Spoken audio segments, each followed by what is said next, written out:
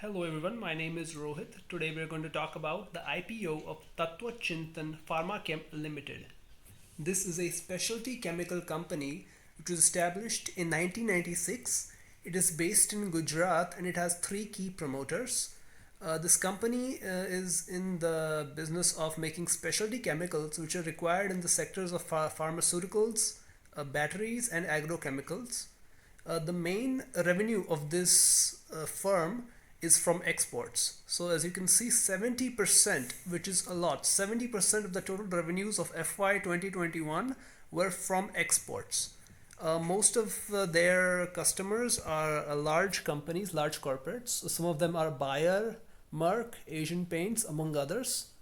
This company is seems to be a very nice company from the outlook, but some of the issues which I found in this were the IPO, as you all know, is of 500 crores, but of the 500 crores, only 225 crores is fresh issue, and 275 crores, being the bulk of the 500, is sale of existing promoter shares. So why this is a red flag is, I'll tell you, because whenever most companies do IPOs, the majority of the money which is raised is used for growing the business, which is reinvested into the business. So in this case, the minority of the amount raised is for expansion of the operations of the factory and the R&D operations, and 275 crores, which is the bulk of it, is going back to the promoters' pockets. So while there's nothing wrong with promoters selling their shares, but in such a large proportion, this raises some concerns. So let's see if these concerns are valid, and should they stop you from subscribing to the IPO. So overview, you all know that it is a specialty chemical company. Most of its business is from outside India, and this industry is a very hard to enter industry. There are many barriers here, like investment, you need key research, key people, and it's a hard to enter industry, which is great for the company. One more issue which I have found here is that the margins are very thin. But should that limit you from subscribing? Let's find out. So the R&D facility is in Vadodara, Gujarat. This is a Gujarat-based company, and both of the plants are there. Let's look at the financials. So quickly, I'm going to tell you the overview of the financials, and we're going to find out whether you should invest in this company or not. So the financials are here. So guys, the document which I am looking at right now, this is called the red herring draft prospectus. So this document is a filing by the company before a listing on the stock market, and it gives all the details of the industry, the business, the promoters, the financial history, the track record, any proceedings, legal proceedings, criminal or otherwise, ongoing against the company and the promoters, basically A to Z of the entire company. So I urge all of you guys to look at this financials before investing in the company. This will clear all your doubts on the company. So now we are going to look at the financials. Let's see, this is the balance sheet, and I'm going to look at the most recent one as of 31st December 2020. Let's see the total assets. This is rupees in million, guys. So the total assets are 275 crore rupees, of which inventories are a lot, that is 70 crores. But that's okay compared to the total amount. But although you should know it is a lot of money compared to the total, that is almost 30%.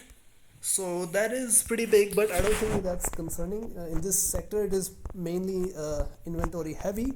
Looking at the equity and liabilities, one awesome thing, one good positive point of this is that borrowings are not that high. They are big, but they are not a majority of the equity of the funding of the company. Total equity is 145 crores. Borrowings and total liabilities are 275 crores. So of that, almost 100 plus is liability, loans, borrowings, trade payables, and otherwise. So that's okay. But the main thing that you guys should see is whether the borrowing cost as a percent of net profit, is it more than 50% or is it a small ratio? So why this is important, guys, is because if you want to run a business feasibly and you want to make money out of it without having excess risk, you have to keep your borrowing cost to an acceptably low level. So what I mean by that is, let's get back. So what I mean by that is, when you look at the profit and loss statement here, revenue is 195 crores, total expenses are 158 crores, and the profit is 36 crores. So what we want to see is how much is the borrowing cost, the finance cost right here. So finance cost for the 9-month period ended on 31st December 2020 is 3 crore rupees. This is rupees in million. So 3 crore out of the net profit for that period, not the net profit but the profit before tax and exceptional items, because I just want to look at the operations itself. I'm not going to look at the taxation or the exceptional items. So just the overview of the operations, the profit before tax and exceptional items was 36 crore rupees, out of which borrowing cost is only 3 crores. So this is acceptable, guys. What would not be what would be unacceptable is if the finance costs were, say, 3 crores and the profit was only 3, 4, 5 crores. So in that case, that would mean that in order to earn 3 crore rupees, 3, 4, 5, whatever the amount may be, it has to spend this equal amount on borrowings. So what would happen is, if in case they don't have a good year, or there is an issue with the operations, the borrowing cost would balloon and they would eat up all the profit. So you have to look into this always. So in this case, for Tatva Chintan Limited, this is a very nice point. But one more issue I have found here is the margins. So total revenue is 195 crores, out of which profit is 37 before tax and everything. So just on that net profit before tax and exceptional items, it is not even 10%. It is not even. It is 20%, which is good in this sector. In this sector, it is good. Normally, we want nice profits, but in this sector, this is acceptable.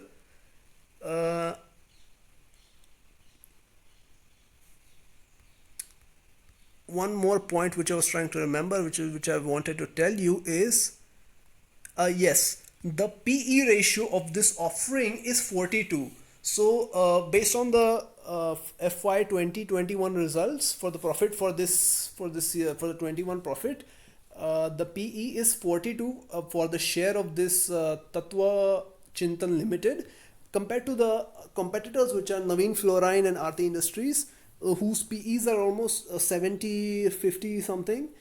Compared to that, 42 is reasonable, because although it is a high figure, because on the future outlook, on the future growth perspective, and how this company can evolve into a global company, because currently 70% is from exports, and this can grow.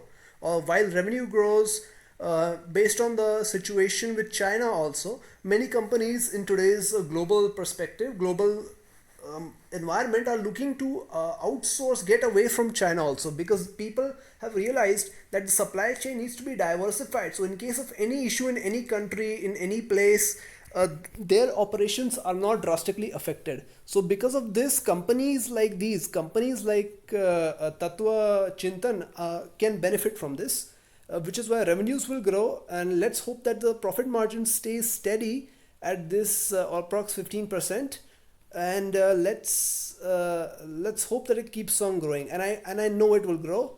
So moving on, the promoters, guys. So Mr.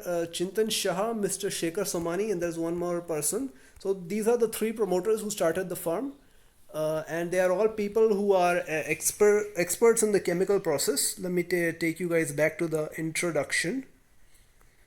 So the main thing about promoters is they need to be people who know the ins and outs of the business, and they need to be involved with the business. So in this case, the promoters are these three people. They have 24 years of experience in this industry, and they know what they're doing. So this is very important. The promoters need to be involved, and they need to be people who are experienced in this industry. Competitive strengths.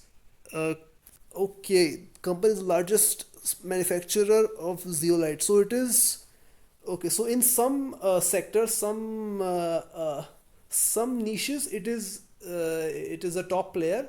So this is good. We want the company to be good in some sectors, in some products, so that we know that at least in the future, if some businesses do not succeed, we know that at least some amount of revenue will stay despite any future issues, legal troubles, etc.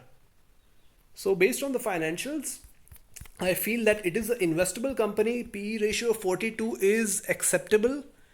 It is not too bad. It is not, but compared to other competitors, it is pretty good.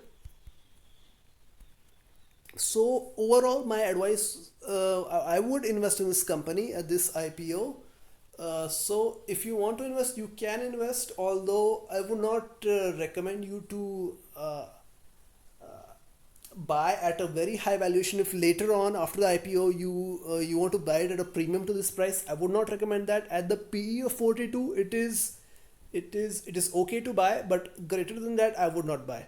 So this company is relatively good based on the industry in which it operates, because of the fact that there are so many barriers, and because of the fact that this company is a leader in some products, and due to the promoters who are at the helm, who know the ins and outs of the industry, I would invest in this IPO. So that's my opinion. Thank you guys for watching. Please do subscribe. New videos are coming up on companies like India Mart.